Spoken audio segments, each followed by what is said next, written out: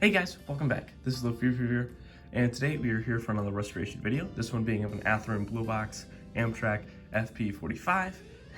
That's a mouthful. And so we can't really test to see how this locomotive is running right now due to the fact that it doesn't have one of its main pickup parts installed. This came loose when I was looking around and fiddling with it earlier, and so that's great. So we can't really test it right now, so let's just get it right over to the workbench. Alright, now let's first open up this locomotive here. There are just two little tabs or beads you have to get past on either side of the body. And so I found this one's just easy enough to do with my hands. I don't need a screwdriver to pry it open, but the shell is off here. I'm gonna clean this up because this one is pretty dirty. I mean, you can't really see the dust that I can on cameras well, but I'm gonna go and clean that up now. Alright, now let's take a look at the body on the inside here. And so the first thing I noticed is the fact that the motor is loose and this U-joint piece is too. And so I'm gonna set those off to the side right now. We are missing the other U-joint piece, so we can only power one truck right now. I don't have any spare parts to replace it. And so let's first open up the trucks and see what's going on with those. Just want to get a screwdriver and get under. Let's see if I can get under. There you go. You gotta get under this housing to crack it off. There you go. Then you have to remove the U-joint so that you can pop the truck out. Do that with the other side now.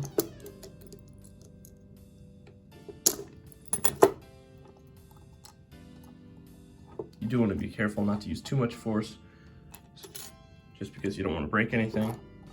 Get that U-joint out. Set those by each other. Set the stuff I'm not using out of the way right now. Now let's open up these trucks and see what's going on the inside. And so there's just this little piece on the back here. If you get a screwdriver underneath here, pop that off. And then pop this under piece off.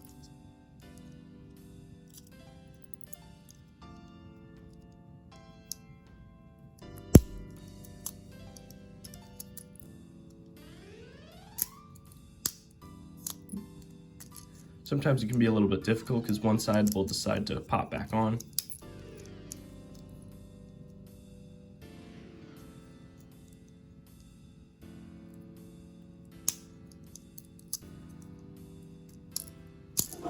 There we go. Try not to fire it off like I just did, but now we have our truck open. Quite a bit of hair inside on this one. Let's get our wheels off. Make sure you remember where all the gears go, but take them off.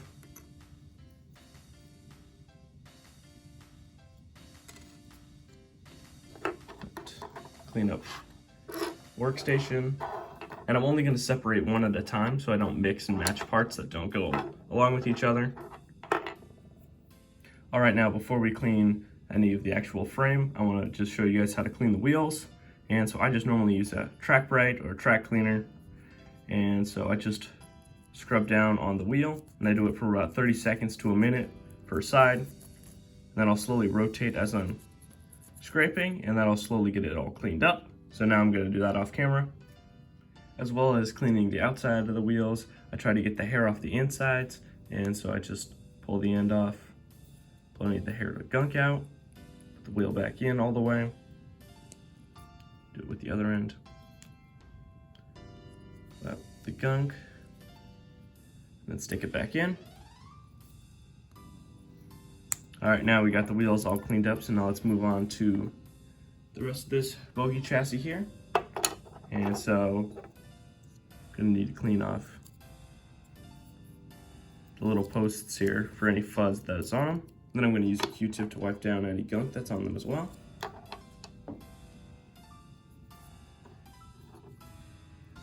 Make sure to not leave any fuzz from the Q-tip behind.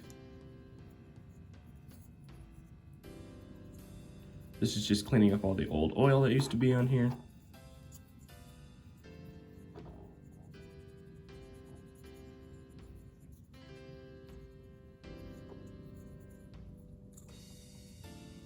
And you can see a little bit of stuff cleaned up. There we go. Now, time to clean off or wipe off the wheels, these gears a little bit. Get that old oil off so that we can put some new grease on. These gears are fine. All right, now it's time to grease this up. What I use is just some lithium grease that you can find at a hardware store. I don't know how many model centers carry it, but it works pretty much the same as the other products, but I find it just to be a little bit cheaper.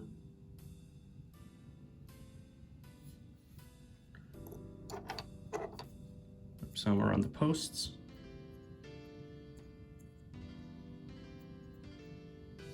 Some around the back. Now you don't have to be too careful about it because the gears running around will spread it out over time and it will even out.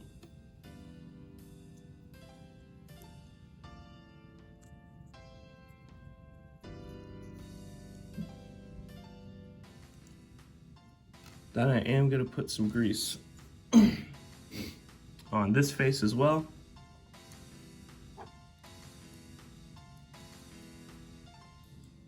So that it will lock in with this side. But first we need to put our wheels back in.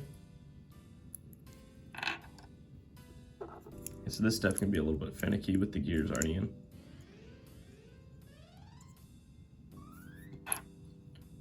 With all these modeling stuff, you just want to be careful and take your time.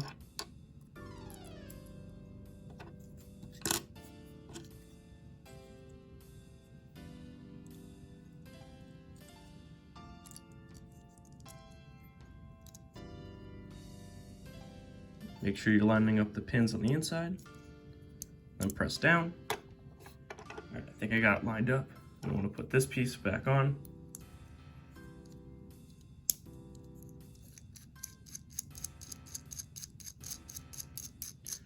Put some more grease just on the actual parts of the gears here, the teeth of them.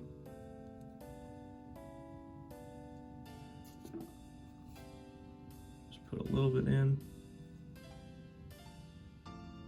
Make it pretty much spread throughout the model. Spin it a little bit while you still can before you put the flywheel back in. All right, you can see it's pretty much spread throughout now. It is pretty free spinning. Gotta take this bottom piece that for me shot off earlier, click that back on. All right. And you can't put the U gear, or you can't put the U joint and the worm gear back on yet. So I'm gonna do this next part, which is just the exact same. I'm just gonna do this off camera, speed it up for you guys. All right, now we got both trucks cleaned up. We got them all greased up and oiled up. The wheels are cleaned, and I also wiped down the sides to get any other grease or gunk that was on them. So now let's set these off to the side and let's move on to the motor. There are 3 common ways that I know of to cleaning a commutator, which is the first thing we're gonna focus on. And so you got Q-tips, but they leave a lot of fuzz behind, so I don't prefer to use those. You got erasers, which is what I'm going to use. They don't leave as much gunk behind, but they clean a lot deeper than Q-tips. And then fiberglass pencils, which clean the best, but I don't have one of those. And so I'm gonna show you how to clean with an eraser. Hold it like a pencil. And just hold it in place where you can spin the motor.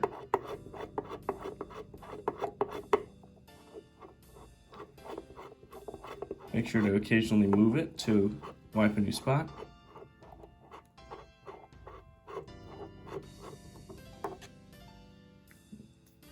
Alright. It's a little bit cleaner now, but I'll keep going at it here. Once you are done cleaning up the commutator, it looks a little bit fresher. What you want to do is make sure that you've cleaned off all the little eraser bits, and then what you should do next is take a little toothpick or maybe a dental pick and clean out the little cracks here in between each copper plate. This helps your motor conduct better and decreases the chance of it burning out.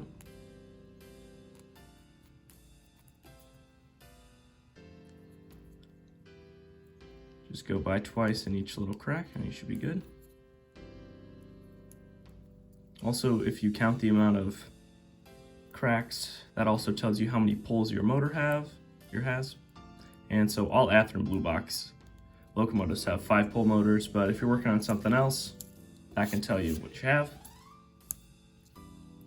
Right, I think that's cleaned up for now. I might go back and hit it a little bit harder later, but now I'm gonna grab my engine lubricant. And so this is just some Label 102. And so this is for gears and bearings. And so I'm just gonna put a dabble down here and over here. I'm not gonna put anything close to the commutator because it could potentially leak in and cause that to burn. So there we go. Spin it, make sure it's spread around pretty evenly. I'm gonna check these plates up here. These plates are clean. And so now, let's go to mounting the motor back on the chassis here. So I wanna make sure I'm doing it the right way. Yeah, it's this one, yeah. And so, if your motor is loose, you wanna make sure that these 2 pins, those are the downside, because they pick up on this little strip here. Because the paint doesn't conduct electricity, so it has to be whittled away or scraped off to conduct electricity.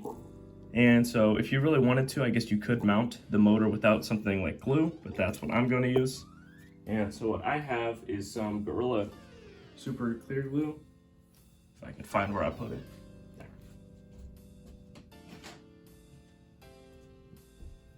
There. All right. So the glue I use is Gorilla Super Clear Glue. I mean, a lot of other super glues work all the same. This is just the one that I picked out or got at the time. Want to make sure that it's all shaken up beforehand. Just want to shake it up. And you do not want to use a lot. You really do not want to use a lot with this kind of stuff, because this could cause some issues in the future. But I'm going to put it on 2 of the pins where the motor originally sat. Yep. And I'm going to apply some downward pressure before I get something that'll clamp it down. And so once you have it clamped down, you just leave it and let it sit and dry for about an hour. It's recommended about 24 hours, but I mean, an hour to 2 hours later, it's hardened. So you can, deal with it a little bit more. You just have to be really careful. So probably the best thing you could do is just give it a day to wait. So now I'm gonna go and get something to clamp this down. All right, now we've got the motor all glued in now. I've waited a day, so now the glue has dried. And so now it's time to get the trucks back in. And so I found the easiest way to do this is to get it, just set them back in for now. And then what you do after that, so then you plug in your U-joint piece, plug it in with the motor,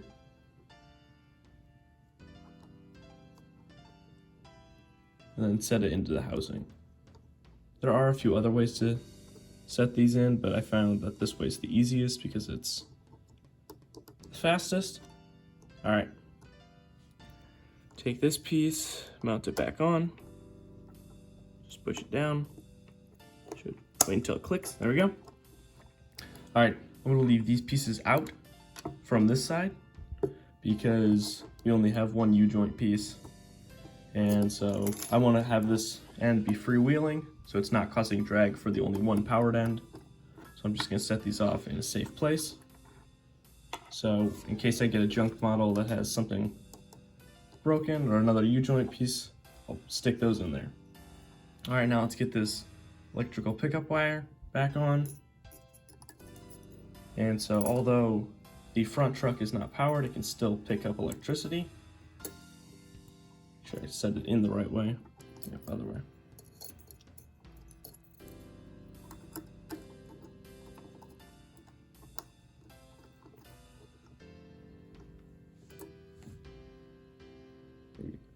Making sure I put it in the right way so it's not touching any of the flywheels. And I don't know if this light is working or not, and if it's not, I do not have anything to fix it. So it'll just be like that until I can find a spare bulb or something like that. I am going to bend this up a little bit here so it's not touching the U-joint. Over to the side. Alright, there you go, the motor and setup is all back together. I can spin it and I don't hear anything dragging with each other. And so now let's get the shell back on. Pretty simple just to put it back on. You just push it down. And then, alright, it's all locked in. Alright, now it's time to test this locomotive. Alright, now let's get on to testing this locomotive here. And so the first thing I actually had to do is I figured out that you needed the other piece to be in, not this U-joint piece, but the cover for it. Let's see if I can get this in focus. And so that still holds the truck on. I forgot about that. And so you just have to have that piece on so it stays on. And so now let's test the locomotive here, setting off in forwards.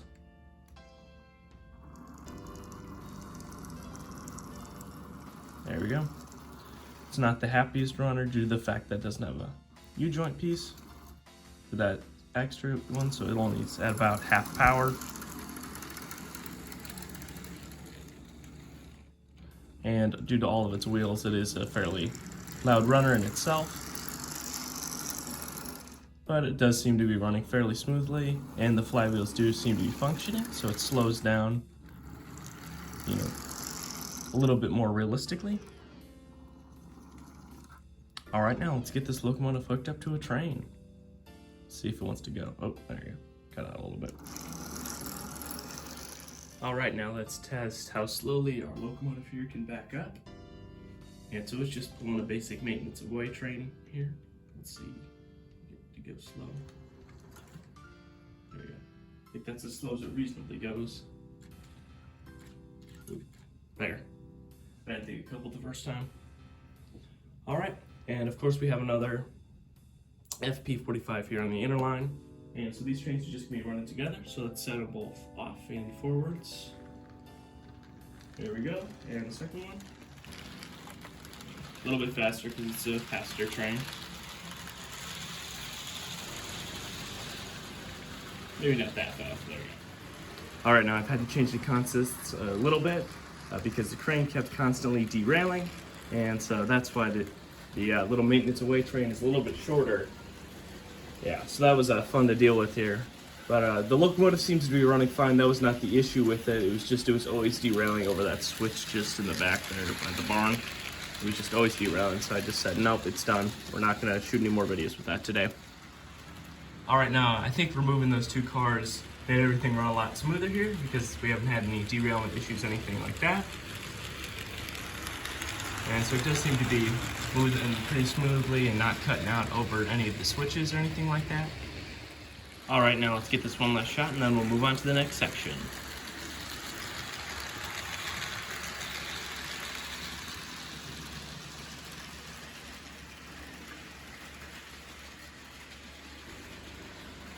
All right, now let's try to see if we can park the locomotives in shaft here. First one coming in is the Santa Fe.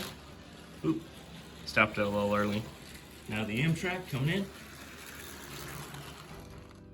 All right, oop. Almost got it back up there. All right, now let's move on to the conclusion of this restoration video.